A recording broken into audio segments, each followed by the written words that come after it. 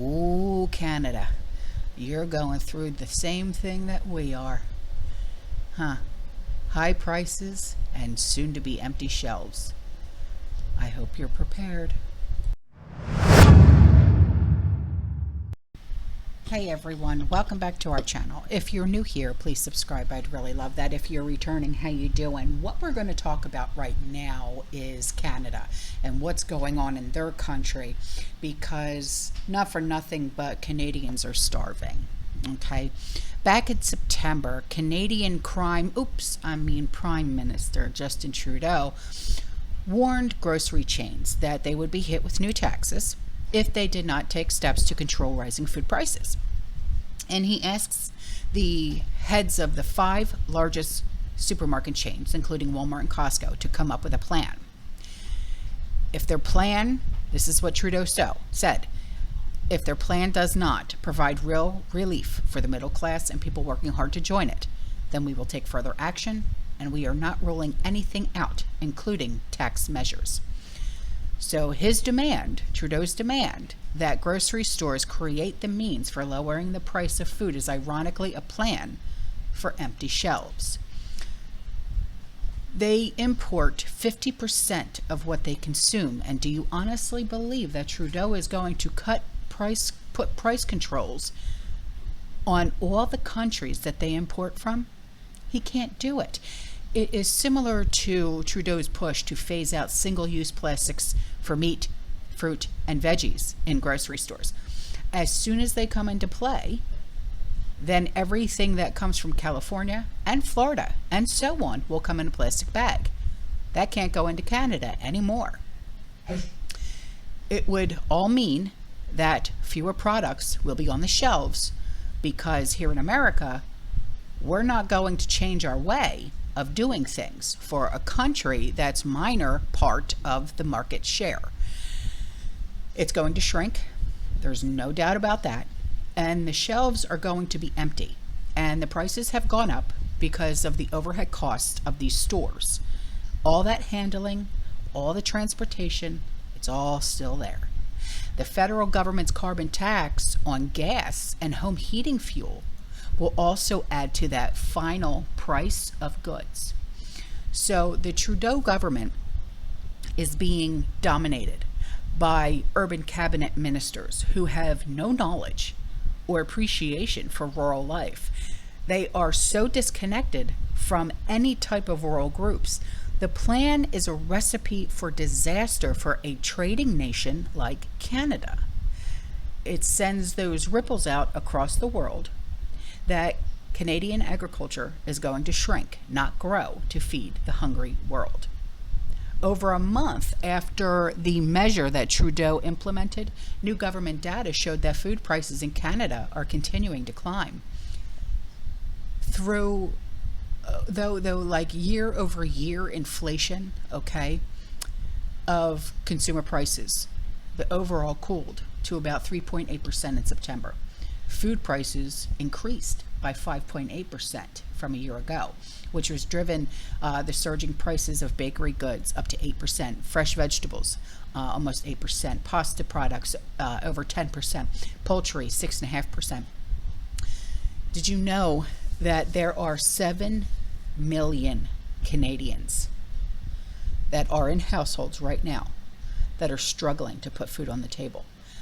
I know it's happening here as well, but it's happening there too, okay? Consumers are becoming restless. They're becoming enraged. They accused the grocers of price gouging, saying, if I'm paying that much, I hope there's gold in that chicken. One person had told me that lives in Canada that they paid $37 for a pack of chicken breast. I won't even buy a pack of chicken breast if I see that it's over $15. So food prices have only gotten worse since this started, and Trudeau has found the same scapegoat as many others unversed in basic economics, which are the grocers. Politicians like Trudeau cannot admit it is their own policies and money printing that are to blame for high food prices. Trudeau is parroting the rhetoric of even some U.S. politicians by aiming at grocers and record profits, like Elizabeth Warren. She argued that inflation is being driven by corporate greed. And when it comes to money printing, he prints $600 billion, grows Canadian money supply by 32% in 3 years. You know, that's like growing the money 8 times faster than the economy. No wonder they have, and we have, the worst inflation in 40 years. I don't know if anybody is realizing this. So for our neighbors in Canada, as well as here, do the smart thing. Prep like your life depends on it before those shelves go empty. You have to. Because I really don't think that you want you and yours to be hungry. I don't care if you just stockpile ramen noodles. I don't care if it's just a bunch of $1 box of pasta. I don't care if it's just peanut butter and jelly. Stock it up. It's the only way to beat this thing. Because at least you know, and I know, that you're eating today and tomorrow and the rest of the week. I'm just trying to be as nice as I possibly can.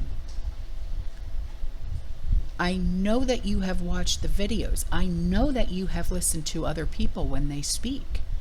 If you have not heeded any of these warnings and seen with your own 2 eyes and heard with your own 2 ears what's really going on, not just here in America, but also in Canada. If you can't see and hear what's really going on, I feel bad for you. Because you guys, the ones that are not listening, you're the ones that are going to be paying the ultimate price in the end. Because you're not going to be able to feed you and yours. And I hope that sits well with you. I'm not trying to be harsh. I'm just giving you the facts. I'm just being real here. Okay? So please listen. All right? And like I've said before, and I will say it again until I'm blue in the face, there is no shame in getting government assistance for your food stamps, okay, to put food on your table for you and your children. And there is no shame in going to a food pantry. There is no shame at all whatsoever, okay? We've all done it. All right? All right, guys, listen, I'm out of here. I will see you in the next one. You stay safe, you stay positive, you keep prepping, and as always, fear less. Ciao.